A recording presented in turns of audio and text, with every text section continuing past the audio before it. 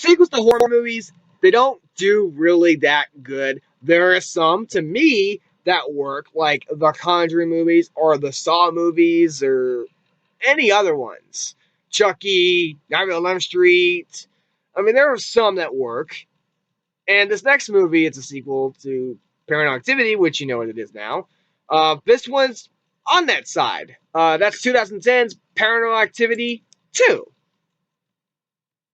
So after Paranormal Activity making so much money with a small ass budget, you gotta think, oh yeah, we're getting a sequel. They knew that was coming like a launch shot. But this is basically when the family of Rays move into this house is already occupied. After coming home one day to find the house and just crazy shit with no signs of forced entry or robbery, they install all this video shit to catch people like this, but nothing prepares them for what happens next. Now, like I said, you knew this was going to get a sequel because of all the money it's made. And this is where the budget raise started to happen, which was the $3 million budget around there. So, of course, you were going to get that. So, I mean, they were like, yeah, this is something now. This guy didn't do much before this movie, but he did do something after this movie. He did, after it, kind of so bad that it's good, Cell. Well, I guess that's the director that did Paranormal Activity 2. This movie, I was just like, okay, Paranormal Activity 1, pretty good. Let's see what we can have here. This is the same level. It's still pretty good. There's things that kind of down it, though, but things that's new. It kind of ups it. So let's talk about this. You got Sprague Graydon as Christy Ray, which is, I guess, the sister of Katie. That was from the last one.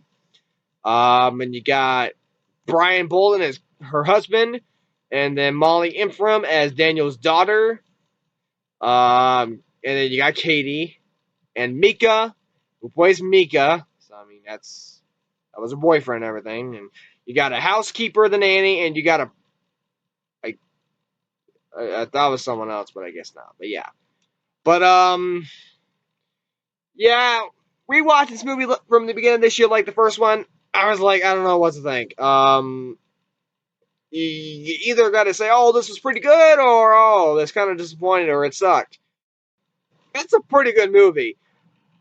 But let's talk about it, though. The acting is okay. I mean, there's not many people. They're not that great, but they're okay for what they are. Script's the same as the last one. You're like, yeah, okay, whatever. That doesn't piss me off. But it's the same thing. What's disappointing about this movie is that you've seen it before.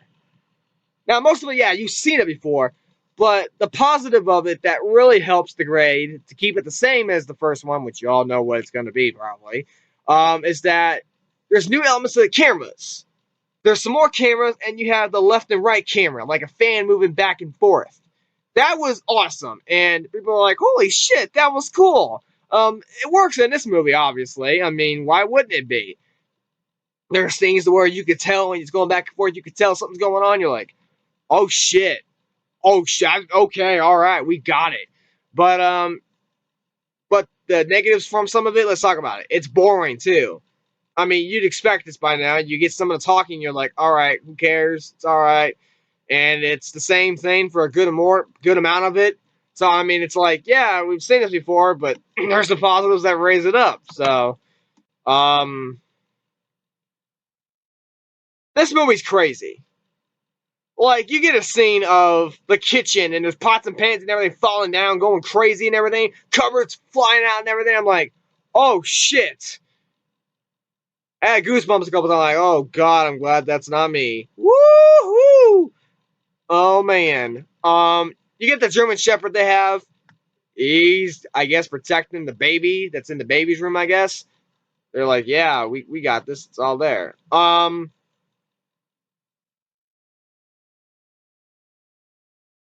It is a weird movie. One of the things that's weird is the fact that, you know, you got something going on. You're thinking, oh shit,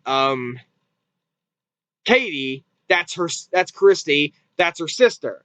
So you're thinking, oh shit, we're gonna have something going on, right? it gets boring for majority of it. There's moments where you're like, okay, we got some things going on, like you get a bite mark on somebody's leg, or kitchen goes crazy, shit's falling out and everything. You got weird lights that's coming on, doors that open by themselves and everything. I'm like, okay. And you get a pool where I guess something's around there, I guess. I don't know. It's like I see a shadow figure or something. I don't know. Um, Katie, let's just talk about her real quick. She's not that great. But her being by the demon, it kind of works, I guess. Because she's barely doing nothing. I mean, you see her, she's just doing shit. Like, she's one scene, she's just standing there doing nothing. Not even talking. She's just standing there. I was like, all right, you know what? For what she is, it's fine. Whatever. I mean, her acting's not great, as you can tell from the last one. That's probably why they did this. They're like, yeah, let's just make you a demon, sure. But the first act, I was all right. The second act, it's boring, but you get some crazy shit. You're like, oh fuck. But I think you also get a scene of um somebody's pulled up the stairs and the door shuts. I don't remember if it was Christy or someone, but there's a scene of that, and I was like, oh fuck. That's some crazy shit. Like, I felt like, oh man. Can we just talk about this? Some of these characters are idiots, guys. I mean, you can tell. They do at times, not all the way. They got some smartness in there. They show it. But they act stupid at times. And I don't mean that. I mean, it's just like, really? But also, moments in this movie that there's no sound. And they're showing stuff. And it's like, oh fuck, what's gonna happen? Um, they blend some of the suspense in it really well to me. And I mean, this isn't a bad sequel. It's a pretty good sequel. I mean, it's the same level. It's just there's disappointments from the first one, and there's new stuff that's after the first one. So it's like, okay, you get some disappointment stuff, and then you get some new stuff. So I was like, okay, fine, we got this. It's in a bag, right? But second act is kind of weird. Like, you got shit going on and everything. You're like, oh shit. And then let's talk about it, because I didn't talk about it yet. You got the jump scare element stuff. Um, with this one, I mean, you watch it and you're just going, okay, some of this shit's gonna do something. I'm not gonna mention them, but there's some shit like through the second act, like you're going, really, guys, fucking really, and it pissed me off. I was just thinking, I was kind of mad. I was like, come on, guys, you can do better than this, but it's still cool. Some of the jump scares do work, though. I will say that some of it worked. I wouldn't lie to you saying, oh yeah, some of it doesn't work. Some of it does work. Some of it's the same shit. You're like, all right, give us what you got. So, I mean, and this is around the same time that Saw 3D came out. I mean, I could kind of tell you which one won in the box office, which didn't matter because that thing was going to end anyways. So, let's talk about the third act. The third act got really weird. I'll go ahead and talk about the third act since everybody's already seen it. It's just from the other stuff I didn't want to worry about talking about. It's just so crazy. It's just like, yeah. But let's talk about the third act. Actually,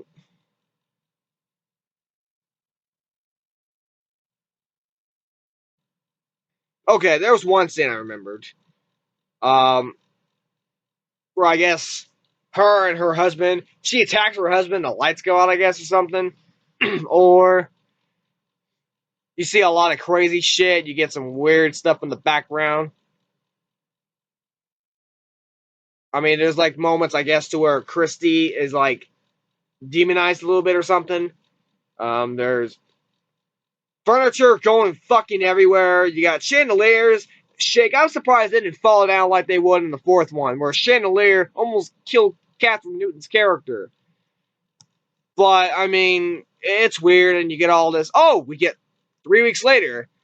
Um, I think for most of this movie, but like around the first two acts, is 2 months before the first movie.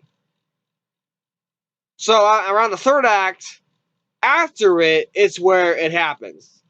I didn't remember this till now, and I was like, oh, okay, you know what? That's kind of a twist. I didn't expect that. But Katie visits and explains what's going on at their house, I guess. And then you got